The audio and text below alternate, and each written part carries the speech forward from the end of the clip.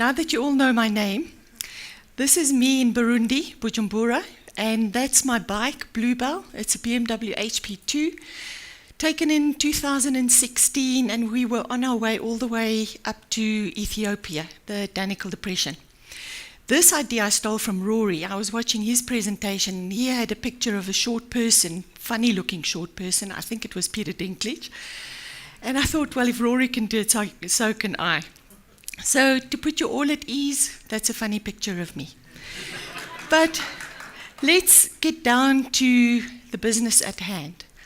This is the third year that I'm presenting at Escape, and it doesn't make it any easier. The first year, I spoke about BBD and Agile before it became sexy, so we were doing Agile long before the market coined the phrase.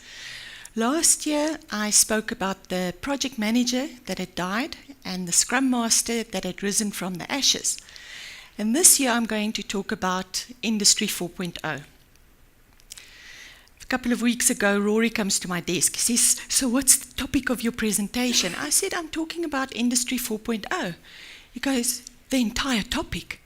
So that was before I started my research. So I had to narrow it down a little bit. And I'm going to speak to you about specifically the future of work and what it means to us as employees, and what does it mean to BBD as an organization and organizations as a whole. So let me tell you what I'm going to share with you this afternoon.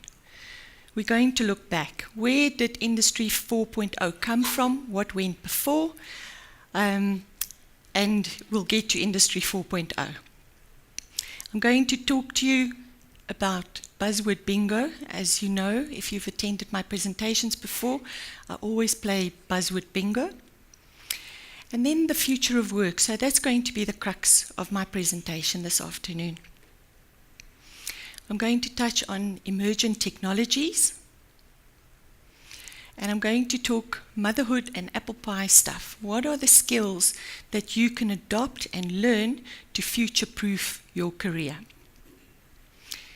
Finally, I'm going to talk about the seven principles of the future employee. I just see that I skipped the experiential organization there.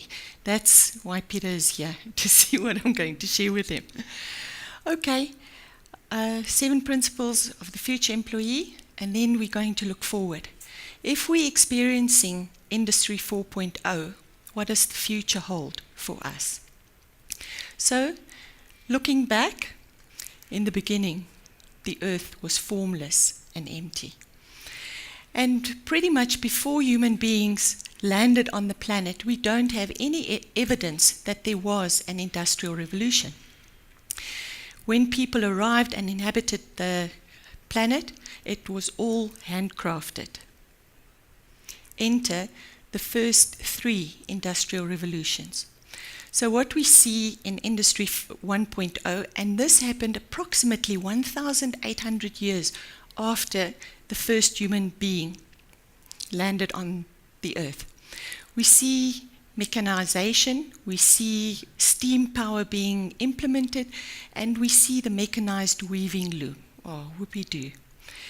Industry 2.0, or the second industrial revolution, occurred a mere 90 years after the first one.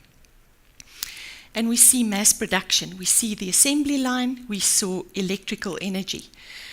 Who of you, when Downton Abbey was shown on DSTV, who remembers Maggie Smith being so cross about electricity being implemented in Downton Abbey? It was just too bright for her. She preferred the candles. And then Industry 3.0, around, Tony said the 50s, my research showed around 1969, we see the advent of computers, electronics, and automation. We see the advent of the internet. So where are we now? This is Industry 4.0, and it was coined in Davos by an engineer and economist, Klaus Schwab, who was also the founder member of the World Economic Forum. And this happened in 2016. What do we see as part of Industry 4.0? we see cyber-physical systems, we see participants in a value chain sharing information connected via networks and the internet. Now, what I found interesting when I was doing my research was the gaps between these revolutions. It took 1,800 years. A mere 90 years later, we see the second industrial revolution, followed by almost 90 years, the next industrial revolution. 47 years later, we see Industry 4.0. Is it just me, or is time actually speeding up? There's scientific research, it's known as the Schumann resonance research, that proves that time is actually speeding up. Einstein has also proven that the slower you move, the faster time moves. So if you had the ability to travel at the speed of light and then come back to the planet, you would be several years younger than the people that remained on the planet. It could only be getting older. Okay, buzzword bingo. The Internet of Things. As you all know, Jerry is our resident expert. Suffice to say, it is things connected to other things via the internet. And it ranges from the smartwatch that you wear on your arm, your pet detector to see what your cat's doing at home while you're at work, or it's sensors connected to crops to measure how the crops are growing, or your fridge telling you that the milk is going off in your smart home. Artificial intelligence. So I think that artificial intelligence really got a bad rap. Do you remember those black and white sci-fi movies where the robots were marching and they were going to inhabit the entire universe and take over humans and kill all the human beings? Today, artificial intelligence we see in smart bots and PVAs. Welcome, hello. Who's come across a bot using the internet? Anyone? Yeah? Well done. Okay, what is a PVA? Yeah, when I Googled, that is what came up the first time. Okay, it's a personal virtual assistant. Who can give me an example of one? Yeah, if Rory was here, Alexa. So it's Google Assistant, it is Siri, it's all of those. So machine learning is a system's capability to continuously learn and improve without being explicitly programmed. And machine learning is also a form of artificial intelligence. I think you can see that my buzzword bingo, I'm leaving it quite high level, I'm not digging into the technology here. Okay, so those were the terms that Jerry said, I think you need to talk about Internet of Things. Mentioned machine learning, which we know that Donald is our resident expert in, and artificial intelligence. The next three are the ones that tickled me, and I'm talking about them just because I can. Edge computing. So Gardner's definition of edge computing is where the processing power and the capability is being pushed out to the edge where the things or the devices are connected. So imagine the Internet of Things, the processing takes place at the device, okay? Similarly, fog computing. So there's a saying that says, art imitates life. I think technology imitates life. Just like there's a connection between a cloud and fog in the real world, there's a connection between cloud computing and fog computing. So in a nutshell, if edge computing pushes the capability out towards the things at the outer edge, fog computing, fog networking or fogging brings it to a local area network, and that's where the processing takes place. If it wasn't for the Internet of Things, these two terms would probably never have existed. And then I came across data lakes. So in true American fashion, it says a data lake is a place where an organization may want to store its data. Then I found this picture, which I think is a very good depiction of the difference between a data warehouse, most of us have come across data warehouses, and a data lake. So the major difference is that in a data warehouse, the data is transformed. It's generally structured data that is stored in a data warehouse, and that is then processed for further analytics. Where in a data lake, the information is duplicated. So whether it's structured data, which comes from a relational database, whether it is semi-structured data, for instance, XML or information from a log, or unstructured data, movies, emails, social media, the information is stored as is. When I saw this, I thought, well, as a business analyst, I could write a SQL script, and I'm not an analyst. I could write a SQL script, but can you imagine if I get given the job to start analyzing structured, semi-structured, and unstructured data? It's quite a feat. Okay, I want you to read this.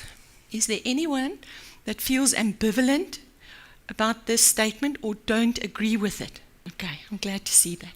Okay, in preparation for my presentation, I thought I should start off saying that it is going to be quite controversial because I was going to use the M word. Anyone want to guess what this M word is? No. Murder. I like the way you think. No, it's the word millennials. Okay, who considers themselves a millennial?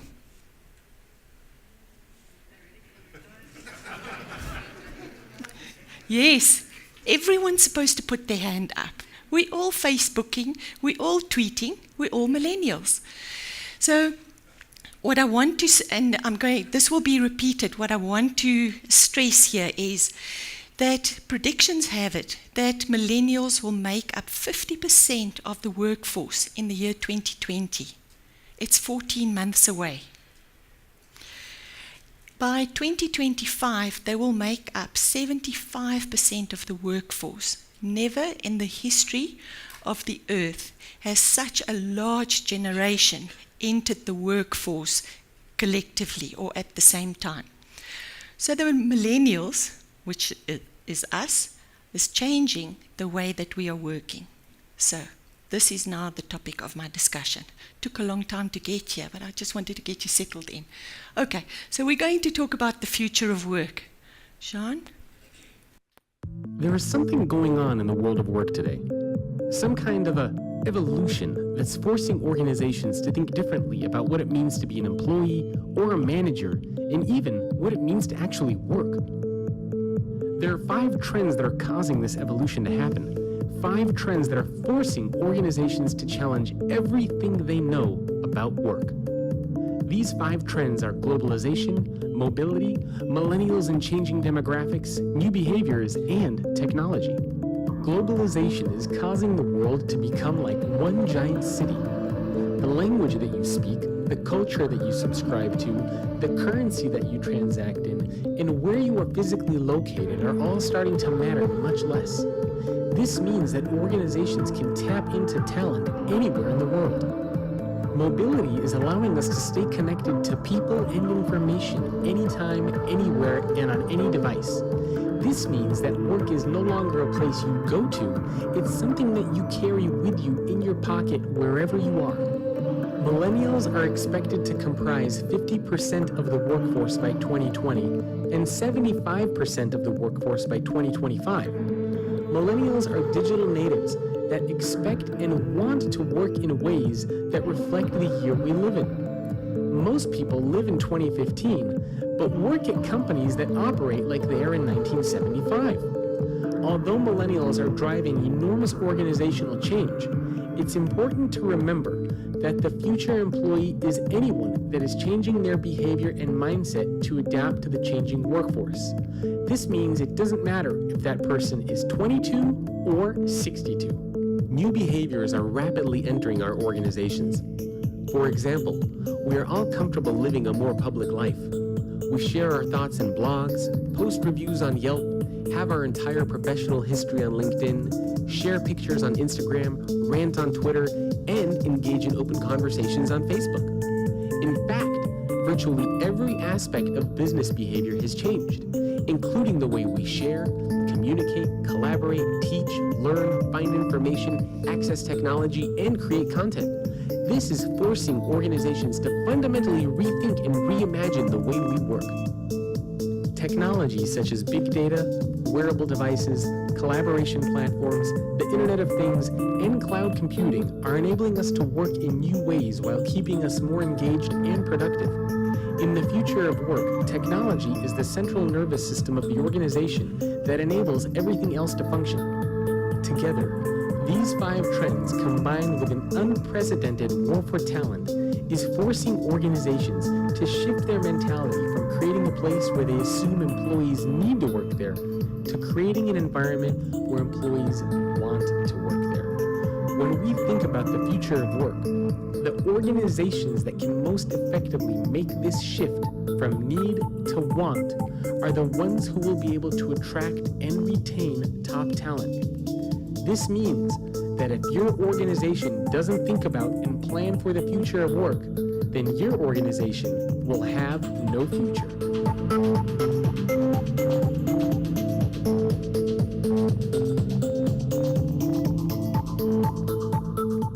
Okay, so I want to make 2 comments about this. So while I was doing research, I found that Facebook is saying that video has 5 times more viewership eyes on it than what pictures are. So I'm glad I included a video for you guys. They also say if you want to have a successful pitch, the way to do it is to use a video. The second thing is the name that you see there, Jacob Morgan, is a futurist. I came across him in reading up about Industry 4.0. And his claim to fame, so he's quite young, dynamic guy. And his claim to fame is he had finished university with 2 degrees, and he was working in this large corporate organization. He was cold calling, he was data capturing, and one day the CEO walked out with a $10 note in his hand, and he said, "Hey, Jacob." And Jacob thought, this is it. I've now arrived. What I've studied for is what I'm going to do. And the CEO says to him, he says, "I've got a really important meeting. Won't you just go down to Starbucks and get me a coffee and get yourself one?"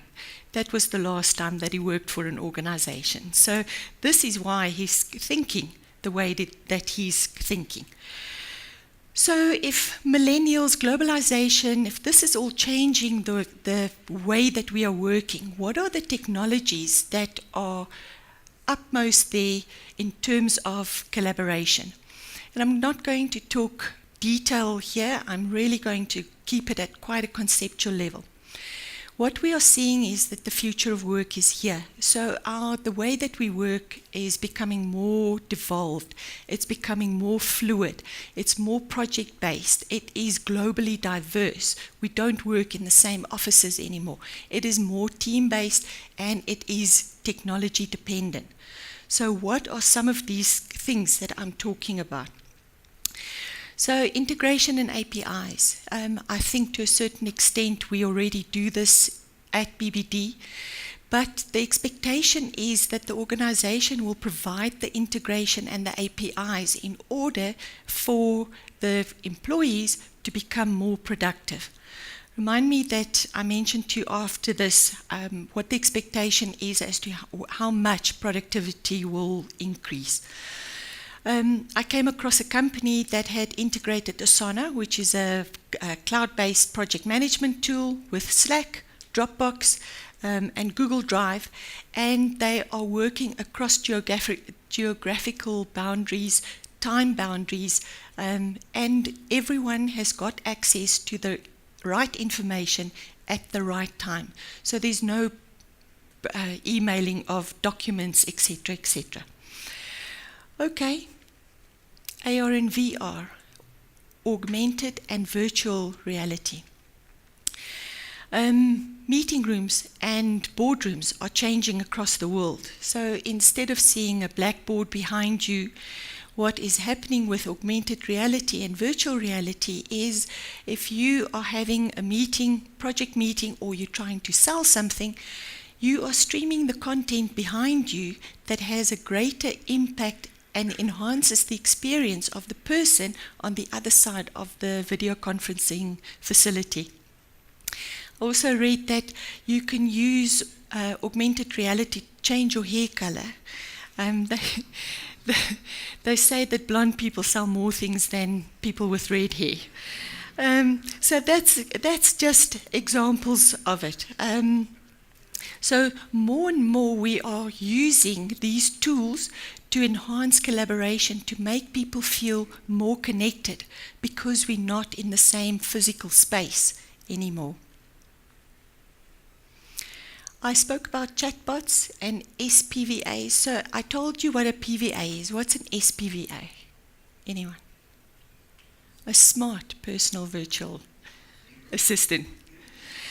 Okay, so these smart personal virtual assistants are employed by organizations to take away the mundane stuff, to schedule meetings, to type up to-do lists, to scan through emails for relevant information, and to share that with the employees to ensure that they become more and more productive. I said I would mention to you the expectation is that by employing these technologies, productivity will increase between 20 and 30%. The one thing that I did read, though, is they say unless these the collaboration tools are changing the way that we are working. As employees, we become more productive. And as organizations, because there are no boundaries anymore, they scout for the best talent regardless of whether the person is in India or in the States or in the Philippines. So in order to ensure that we attract the best talent, that we make our employees as productive as they can possibly be, we have to adopt all of these technologies to the fullest extent. Okay, now we get to the experiential organization. So what is it that organizations can do to be the place where people want to work, not where they need to work? So the first thing is creating a great employee experience. The employee experience is a long-term course where engagement is a once-off, or it could be multiple short engagements. Employee experience are created through 3 environments: technical, cultural, and physical. So we need to create a space where people want to work. Also, as you heard, the millennials are far more outspoken these days. They want to be heard, and they broadcast what it is that they feel. So it's the organization's responsibility to ask people what it is that they want in terms of employee experience, and then to ensure that they listen and that they implement this. So a strong reason for being. The organization must be able to connect the work that the employee does to what the organization's beliefs are, to link it to our drive in the world and to the communities around us. I think more than ever before we have a social conscience, and organizations should assist their employees in validating that. Self-management versus autonomy. So self-management is where we believe that employees decide on the direction of the organization and take steps towards that direction. Autonomy is where the organization decides on the strategic direction and assists the employees in achieving the strategic goals. So I think self-management in a startup is a great idea. But in a large organization, can you imagine you let everyone loose and okay, you decide, just go for it. It will be absolutely chaotic. And then I had to talk about the role of the manager. So I looked at this and I thought, where did management come from? So Peter Drucker coined the phrase in 1954.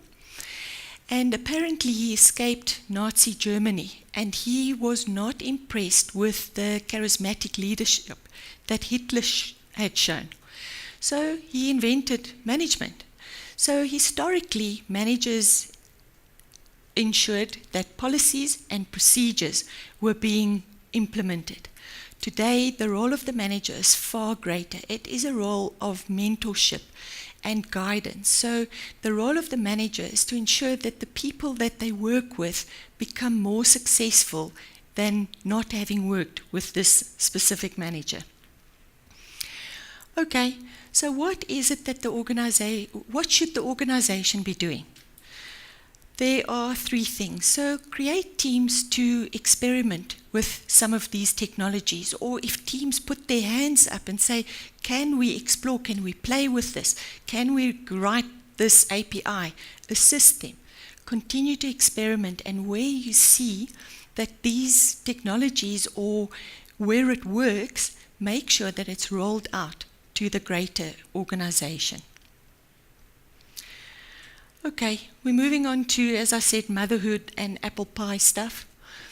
I didn't put all 12 of the skills up, you'll see. I've downloaded the PDF. You can mail me, or you can just Google and you can get it for yourself if you want.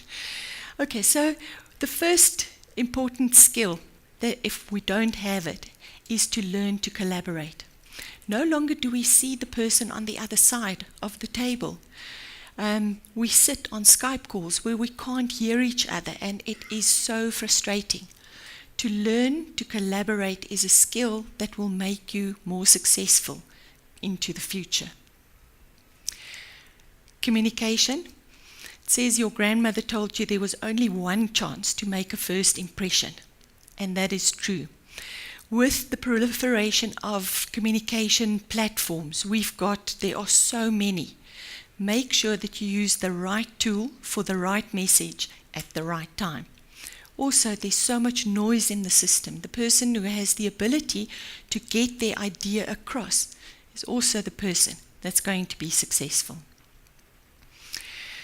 This for me links back to my talk about the Scrum Master and servant leadership. We all know we want to work with the guy that says, yeah, give that to me, I'll do it.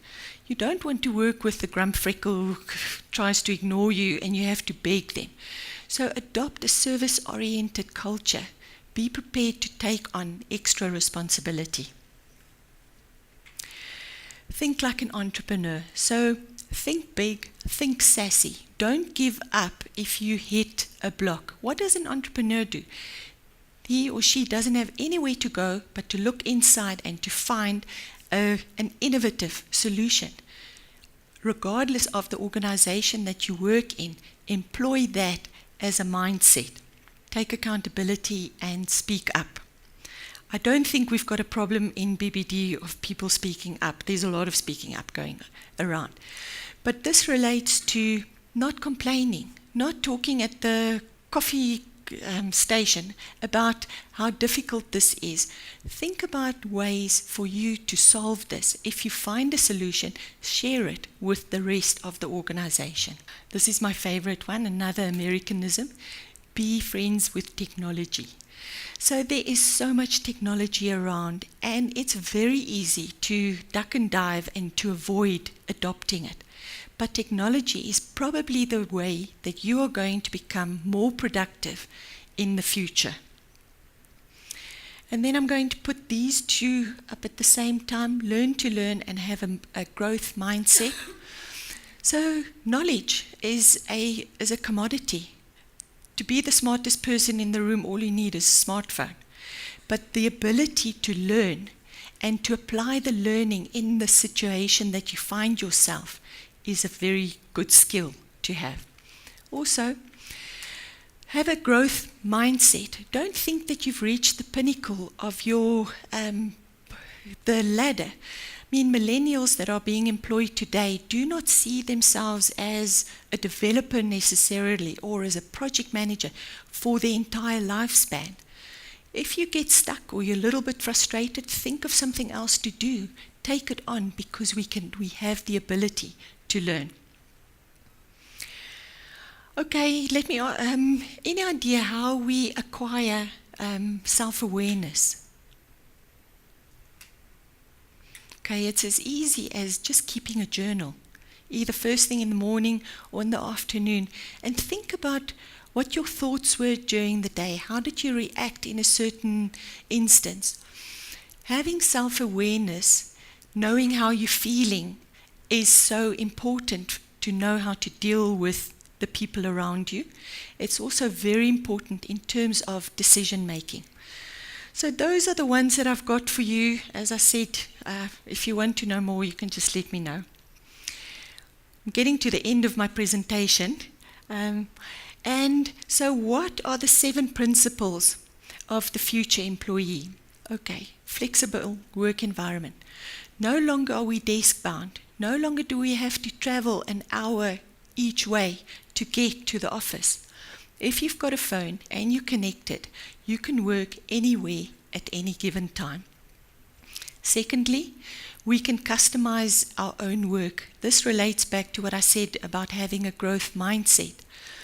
We don't have to start off believing that we're going to end where we started off from. Think about shaping your career. Learn more and be more. Shares information.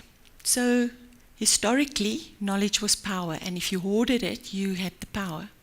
Today, more so than any time before, by sharing information, you have the ability to prove to the rest of the organization what it is that you know, helping those around you to do their jobs better. Uses new and innovative ways of doing things. Email used to be the only way of communication. It's no longer. Our internal social networks, posting something on Slack, is the way that we are communicating. What does this mean? We are communicating in a far more public and transparent way, so everyone sees what everyone else is doing. Can become a leader.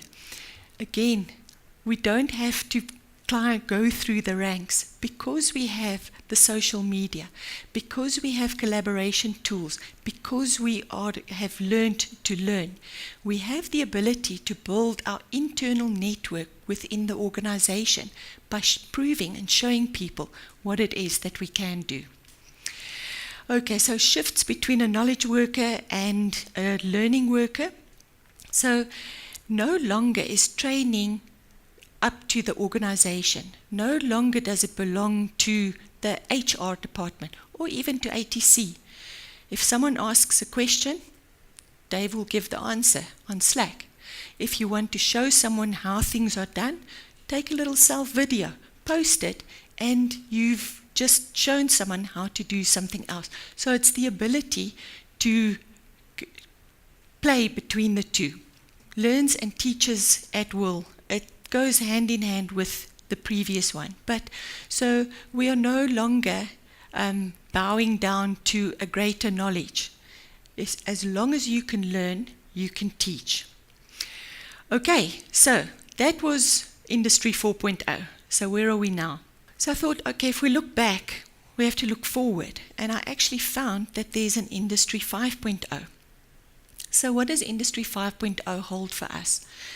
It says it is where man and machine learn to collaborate, and using human intelligence and cognitive computing, we are working towards a better environment.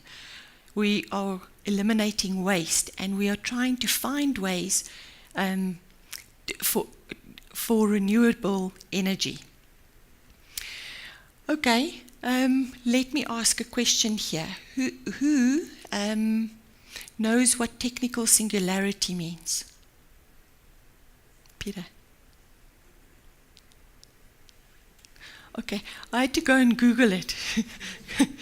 The singularity for dummies.